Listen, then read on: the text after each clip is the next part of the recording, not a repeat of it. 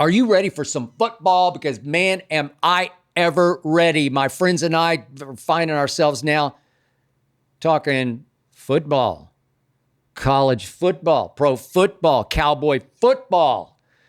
And weirdly, I'm way more excited than ever about this upcoming Cowboy season than my better judgment tells me I should be. I know. I'm still stuck with Dak. I'm stuck with Jerry. I'm stuck with Micah probably missing all of camp so he can get overpaid. I'm stuck with another new head coach who's probably a puppet. Heck, now I'm even stuck with, I don't know what's going to come of it, but it could be a 2-game suspension for the NFL's best kick returner, Cavante Turpin, who got arrested, as you know by now, for this misdemeanor gun and weed charge. No huge end-of-the-world deal, but not a good look for a team just trying to bounce back and be respectable. So, here's why I'm so optimistic. The defending champ Eagles and last year's NFC runner-up Commanders are, look, I give you this. They're clearly better overall than the Cowboys are, but here's the point. Now, I don't think they're that much better than the Cowboys. Look, the Eagles took some serious free agent losses. Man, C.J. Gardner-Johnson gone, Joshua gone, Milton Williams gone, Darius Slay, Mekhi Becton, Oren Burks, Avonte Maddox, Keith Gainwell, gone. Big hits. And the Eagles did lose, of course, their offensive coordinator, Kellen Moore, now head coach New Orleans. And I know the Eagles were able to elevate that Kevin Patullo, who was their sort of quarterbacks coach, which should make it a little easier for Jalen Hurts.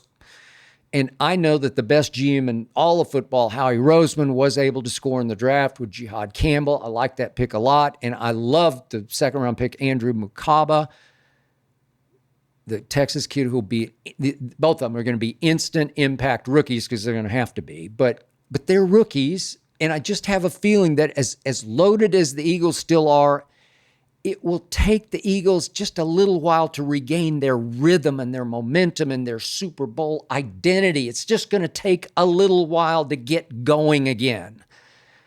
And I'll say it again, I love it that the Dallas Cowboys got quote-unquote thrown to the wolves on opening Thursday night in Philadelphia as the Eagles raised their Super Bowl banner.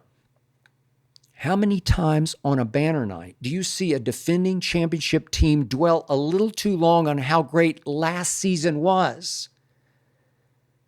And as I have pointed out already, at Philadelphia, Dak Prescott has been all world in his games at Philly. 10 touchdown passes to 0 interceptions. That'll work. And again, George Pickens is a godsend in a contract year trying to show Mike Tomlin just how wrong he was.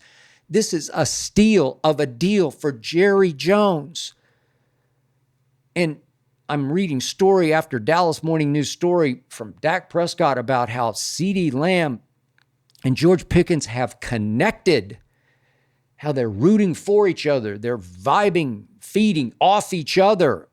I'm reading, I know they're just off-season rah-rah stories, but again, I'm believing what I'm hearing. And I'm going to say this again. This year's second-round pick, it's a hard name to say. We can just call him Ezzy, but it's Donovan Ezeruaka. I just have this gut feeling, steal of a pick, second-round steal. I just have a feeling that Ezzy has instant star potential. He's just got that explosive spin cycle to him that makes him very hard to solidly and conclusively block. Very difficult to draw a beat on, get a fix on, get a hit on. I just think that Ezzy is going to make Micah seem almost worth the most money ever paid to a defensive player ever, because Ezzy is going to start making it very difficult to focus solely on Micah. That's my gut feeling, and I'm sticking to it. And speaking of pass rush, The only flaw I see in the Commanders is that.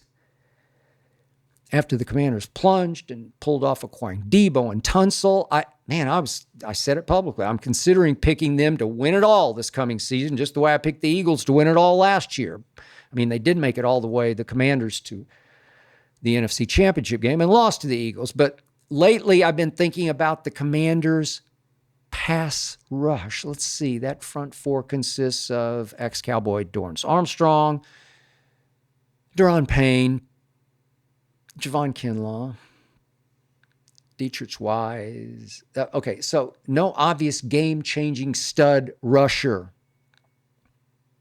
Guess what? Guess who led the Commanders in sacks last season? Dante Fowler Jr.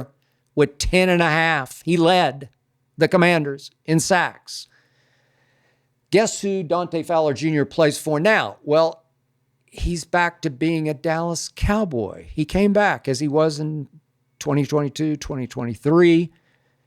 So, man, with Sam Williams returning from the knee he wrecked in camp last year, I think he's going to be okay now. The Dallas Cowboys will definitely have a better pass rush than the Commanders and maybe even the Eagles. I think even better than the Eagles. And I did agree with what former Commanders coach Jay Gruden tweeted the other day, that they should do whatever it takes to go get TJ Watt, who reportedly is available. What? He's available? Obviously for a very steep price and picks and players and in a new giant deal you'd have to give him, big new salary, which, as I tweeted, would be worth every cent of whatever it was for that man, because he is a game-changing pass rusher, even as he moves into his 30s. You put P.J. Watt in Washington, and you are talking Super Bowl. I'm obviously hoping and believing T.J. Watt will not be a Commander, which is why I am hoping and I am believing my Cowboys have a chance to be way better than you think right here, right now, as we get closer and closer to the start of training camp. And I'm going to say this again. This little voice in the very back of my brain, depths of my psyche, it just tells me that the documentary that I'm going to play a part in on the 90s Cowboy Dynasty, the doc that drops August 18th, it's called America's Team, The Gambler and His Cowboys, featuring Jerry Jones, the 90s Cowboys. That documentary, I believe, will be bigger than the Last Dance documentary, of course, that dropped during the pandemic. And I just have a feeling, this sneaking suspicion, this documentary just might inspire these Dallas Cowboys to do something they have not done since 1996. Sometimes the universe just works that way. Remember I said it.